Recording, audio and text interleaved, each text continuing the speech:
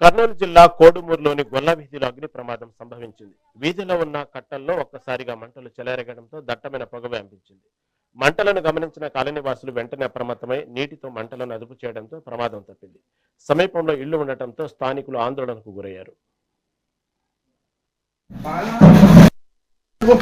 motor ఉంటాయండి पीछे से देखो मोटर ఉంటే అంత ఆర్పలేదు మొత్తం బాగా ఆర్పలేదు మొత్తం అన్నది టమాటో పడి రాక్ బాగా ఇంకో బయట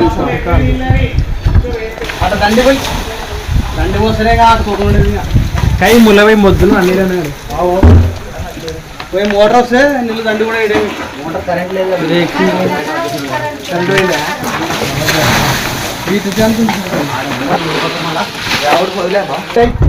दरवाजा खोल लिया जरा भाप तो बाहर आ दिया अंदर आर्डर